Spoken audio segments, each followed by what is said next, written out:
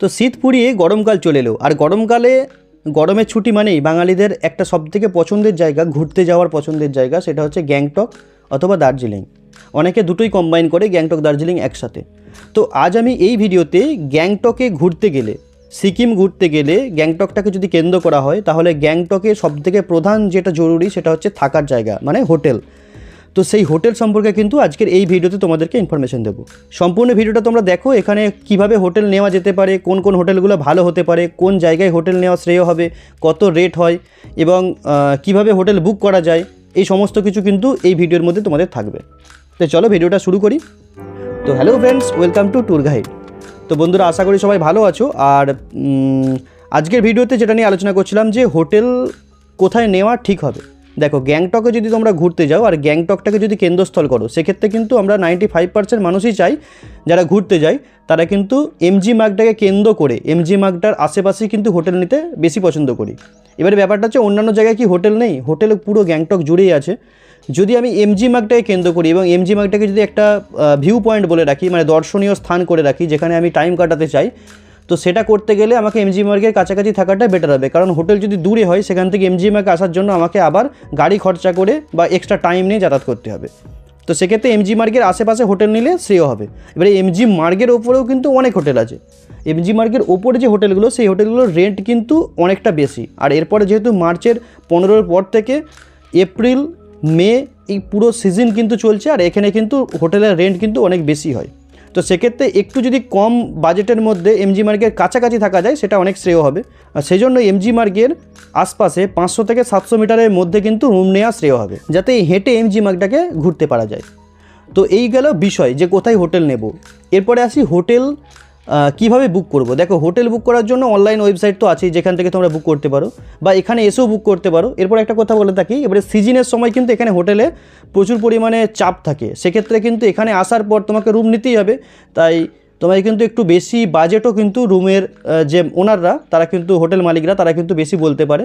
সেক্ষেত্রে কিন্তু রুমের ভাড়া একটু বেশিও পড়তে পারে। আবার কোনো কোনো ক্ষেত্রে কমও হয়ে যায়, কিন্তু বেশি হওয়ার সম্ভাবনাটাই বেশি। মানে হোটেলের রেন্ট বেশি হওয়ার সম্ভাবনাটাই কিন্তু অনেক বেশি থাকে যদি তুমি সিজনে ঘুরতে আসো। আর অফ সিজন এলে কিন্তু সেটা অবশ্যই এসে বেশ দরদাম করে কিন্তু একটু কমানোই যায়। তো এই গেল বুকিংয়ের প্রসেস, মানে কিভাবে তুমি হোটেল বুক করতে পারবে। এবারে আমি একটা সহজ প্রসেস দিই, সেটা হচ্ছে যে তুমি হোটেল প্রথমে সিলেক্ট করো, গুগল ম্যাপ থেকে হোটেল সার্চ করো, কোন জায়গাটা নিতে চাইছো সেই জায়গাটায় সার্চ করো, করে একটা হোটেলকে সিলেক্ট করো, সেই হোটেলের রেটিংস দেখো, রিভিউ দেখো, তারপর সেই হোটেলের ফোন নাম্বার ওখান থেকে কালেক্ট করে নিয়ে ফোন করে হোটেল বুক করে হোটেলে আসো।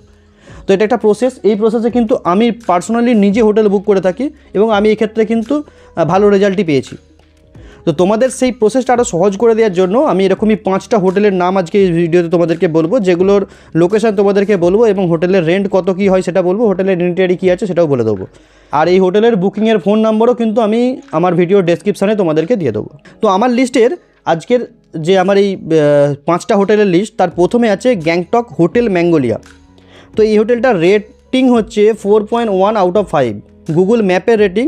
এবারে গুগল ম্যাপের রেটিং কোথা থেকে আসে? গুগল ম্যাপের রেটিংগুলো আসে আমার মতোই কয়েকজন যারা আমরা বেড়াতে গেছি, তারা কিন্তু এখানে গুগল ম্যাপে সেই হোটেল সম্বন্ধে রেটিং করি, যে ভালো মন্দ খারাপ এরকম কিছু। সেই রেটিং থেকে কিন্তু 4.1 রেটিং আউট অফ 5 যথেষ্ট ভালো।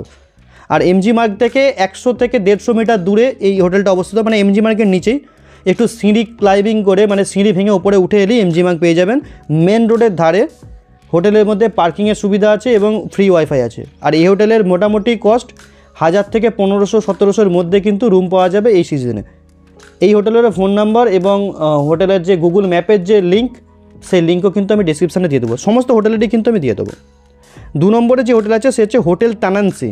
Hotel Tanansi 4.3 out of 5 ratings. এটা ওই 1000 থেকে 1500-এর মধ্যে। এটা লোয়ার এমজি মার্গ, মানে এমজি মার্গের এই যে হোটেলটা প্রথমে কথা বললাম, হোটেল ম্যাঙ্গোলিয়ারই ঠিক উল্টো দিকে, রাস্তার উল্টো দিকে হোটেল তানান্সি। এটাও ওই 150 মিটারের মতোই, এতেও ফ্রি ওয়াইফাইয়ের সুবিধা আছে। আর এই সমস্ত হোটেলগুলোতে কিন্তু রেস্টুরেন্ট আছে, তাই এখান থেকে কিন্তু অনায়াসে তোমরা খাবারও বুক করতে পারো বা খাবার খেতে পারো। আরও একটা কথা এর মাঝে বলে দিই, আমি কিন্তু কোনো পেড প্রমোশন পাচ্ছি না, কোনো পেড প্রমোশনে এই হোটেলগুলোর নাম বলছি না।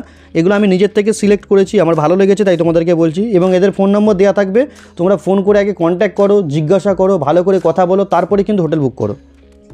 তো 3 নম্বর যে হোটেল সেটা হচ্ছে মাস্কাটেল গ্র্যান্ড সিল্ক রুট। নাম সিল্ক রুট হলেও কিন্তু হোটেলটা এমজি মার্গের কাছাকাছি অবস্থিত। এমজি মার্গ থেকে 300 থেকে 350 মিটারের মধ্যে। আর 4.5 আউট অফ 5 এর রেটিংস।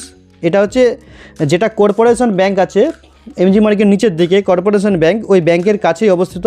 এর মধ্যেও ফ্রি পার্কিং এবং ফ্রি ওয়াইফাইয়ের ব্যবস্থা আছে। আর এই হোটেলটার রেন্ট একটু বেশি, মোটামুটি 1200 থেকে 1800-এর মধ্যে কিন্তু এই হোটেলটার রুম পাওয়া যায়। 4 নম্বর যে এটা বলবো সেটা হচ্ছে মাস্কাটিল ডালমেয়ার।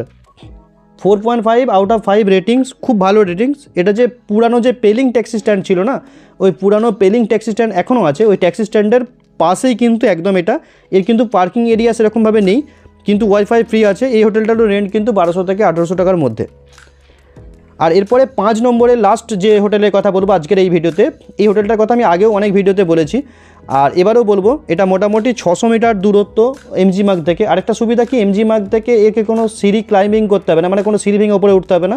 সোজাসুজি মোটামুটি সমতল এলাকায় 600 মিটার হাঁটতে ওই মিনিট 10-এর মতো সময় নেয়, 7 মিনিট থেকে 10 মিনিট সময় লাগবে। 4.1 রেটিংস আউট অফ 5। হোটেলটার নাম আক্সমাস হোম আর যথেষ্ট ভালো। এই হোটেলের আরেকটা সুবিধা হচ্ছে এই হোটেলের রেন্ট কিন্তু একটু কম। হোটেলটা বাইরের দিক থেকে দেখে কিন্তু হয়তো হাইফাই হোটেল মনে নাও হতে পারে, কিন্তু ভেতরের দিক থেকে standard quality, deluxe quality, super deluxe quality সব রকমের রুমই আছে। আর এদের সুন্দর খাবার দাবারের ব্যবস্থা আছে, মানে হোটেলে কিন্তু আপনি লজিং এবং ফুডিং একসাথে বুক করতে পারবেন। সেক্ষেত্রে আপনার পার হেড যদি 2 জন থাকেন একটা রুমের জন্য, লজিং এবং ফুডিং দুজনের একসাথে খরচ পড়বে 2200 থেকে 2400 টাকা, মানে পার হেড 1100 থেকে 1200 টাকায় আপনার 3 বার খাওয়া এবং থাকার ব্যবস্থা হয়ে যাবে। আর খাবারের কোয়ালিটিও যথেষ্ট ভালো। তো পার্সোনালি এই হোটেলে আমি ছিলাম আর সেই জন্য এই হোটেলটার সম্বন্ধে একটু বেশিই বললাম। তো অবশ্যই তোমরা এই হোটেলটাকেও চেক করতে পারো, আমি ফোন নম্বর নিচে দিয়ে দেবো। ফোন করো, করে কথা বলো, বলে তারপরে তোমরা যাবে। এবং তার আগে তোমরা, আমি যে গুগল ম্যাপের লিঙ্ক দেবো সেখানে গিয়ে রুমগুলোর বা এই হোটেলগুলোর রিভিউগুলো একবার দেখে নিও। এবং আরও পাবলিক যারা গিয়েছিলো, যারা এই হোটেলে স্টে করেছে, তারা এই হোটেল সম্বন্ধে কী বলছে সেগুলো সম্বন্ধে একটু নেগেটিভ রিপোর্টও দেখবে এবং পজিটিভ রিভিউও দেখবে। দুটো রিভিউ দেখে তার মতো কিন্তু হোটেলে ফোন করে হোটেল বুক করবে। তো আশা করি এই ভিডিওতে তোমাদেরকে কয়েকটা হোটেল সম্পর্কে এবং কিভাবে হোটেল নেওয়া যায় সেই সম্পর্কে বেশ কিছু তথ্য দিতে পেরেছি। তো আজকের ভিডিওটা এখানেই শেষ করব, আর বড় করব না।